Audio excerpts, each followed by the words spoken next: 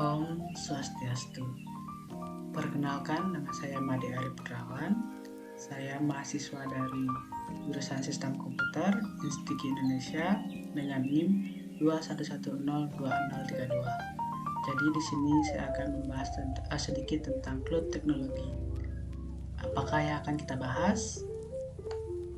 Nah, untuk pembahasan kali ini ada 6 pembahasan yang saat ini, yaitu antara lain yang pertama itu adalah konsep dasar cloud computing, yang kedua adalah perkembangan cloud computing saat ini, yang ketiga adalah parameter fault tolerance, yang keempat adalah software as a service, yang kelima adalah platform as a service, yang keenam adalah infrastruktur as a service. Jadi apa sih yang keenam ini? Oke, kita langsung lihat aja.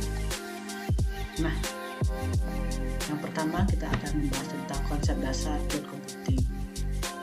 Jadi apa sih itu cloud computing? Nah, yang dinamakan cloud computing itu karena informasi yang diakses secara remote di awan atau ruang virtual. Jadi perusahaan-perusahaan yang menyediakan layanan cloud memungkinkan para penggunanya menyimpan file pada aplikasi dari server jarak jauh. Mereka juga bisa mengakses asalkan ada sambungan internet. Ini berarti seorang pengguna tidak perlu berada di tempat tertentu untuk mendapatkan akses dari filenya tersebut. Nah, cloud computing bisa bersifat public ataupun private. Public cloud menyediakan layanan secara publik di internet. Sementara di lain sisi, private cloud hanya menyediakan layanan ke orang-orang tertentu. Dan juga ada opsi hybrid yang dimana mengkombinasikan baik antara public cloud maupun private cloud. Nah, itu sedikit konsep dasar tentang cloud computing. Nah, perkembangan cloud computing saat ini. Jadi gimana sih perkembangan cloud computing saat ini? Nah, perkembangan cloud computing saat ini itu mengacu pada bisnis lokal yang dengan cepat mengadopsi teknologi cloud untuk mengurangi biaya operasi, yang tentunya itu bisa memangkas beberapa biaya-biaya yang diperlukan. Seperti pemerintahan Indonesia berada di garis depan pada pengembangan teknologi cloud computing dan virtualisasi. Nah, mereka ingin membangun arsitektur data terpusat dan terdistribusi dengan kemampuan pemulihan bencana yang kuat. Akibatnya, banyak perusahaan yang mulai membangun bisnis dan bekerja sama dengan penyedia layanan cloud. Bahkan, sekarang banyak perusahaan besar menyediakan layanan cloud di Indonesia seperti Microsoft, Amazon Web Services, Google Cloud, dan yang lain-lainnya.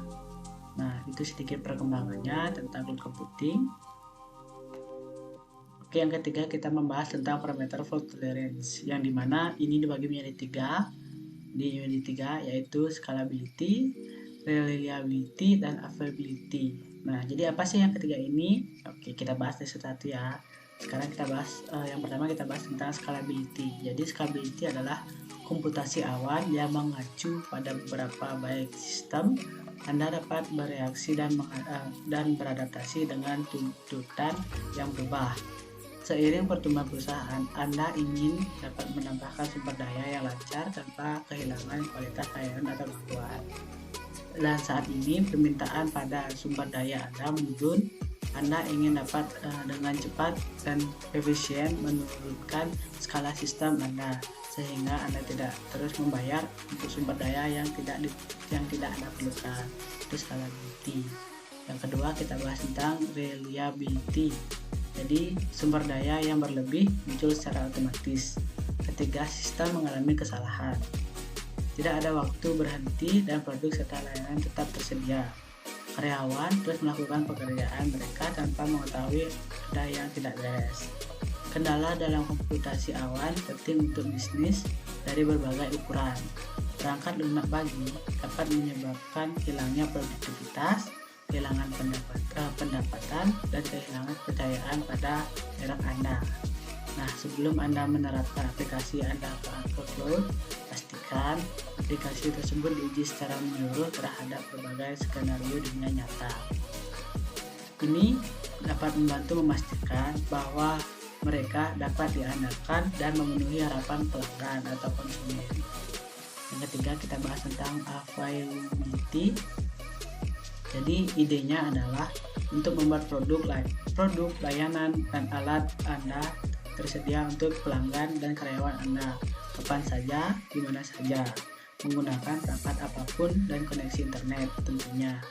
Ketersediaan cloud terkait dengan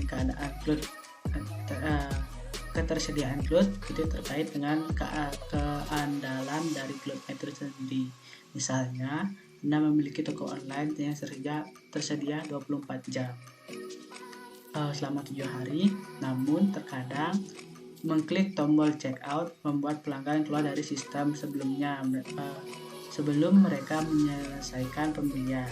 Nah, jadi toko Anda mungkin tersedia sepanjang waktu, tetapi jika perangkat lunak mendasari tidak dapat diandalkan, penawaran cloud Anda pada dasarnya tidak berguna. Itu sedikit tentang parameter fault tolerance. Kita lanjut untuk membahas tentang 3 hal ini. Jadi yang pertama itu adalah software as a service, kalau bisa kita singkat itu menjadi SaaS, infrastruktur as a service, IaaS, dan platform as a service yaitu PaaS. Nah, apa sih yang ketiga ini? Kita bahas dari awal lagi. Software as a service itu melibatkan suatu lisensi aplikasi perangkat lunak pada penggunanya. Jadi lisensi ini biasanya diberikan melalui metode pay as you go atau on demand. Tipe seperti ini biasanya ditemukan di Microsoft Office. Kita lanjut untuk pembahasan yang kedua, itu infrastruktur as a service yang melibatkan metode untuk mengirimkan surat file dari sistem operasi ke server penyimpanan melalui konektivitas berbasis IP dengan bagian dari layanan non-demand. Klien tidak perlu membeli perangkat lunak atau server. Contoh populer dari tipe ini adalah public cloud dari Indonesia Cloud dan Microsoft Azure. Nah, yang ketiga kita bahas tentang platform as a service yang disebut-sebut sebagai yang hampir kompleks. Nah, platform as a service hampir mirip dengan software as a service, tapi perbedaan paling besarnya adalah alih-alih mengirimkan suatu perangkat lunak via online, platform as a service sebenarnya adalah platform untuk membuat perangkat lunak yang dikirimkan melalui internet tentunya. Contoh dari platform as a service seperti Salesforce.com dan Heroku. Nah, itu dia pembahasan kita untuk kali ini. Terima kasih buat teman-teman yang sudah mampir ke channel saya. Thank you banyak. Saya harap mohon maaf untuk beberapa salah kata yang saya ucapkan. Sampai jumpa di kesempatan lainnya. Terima kasih.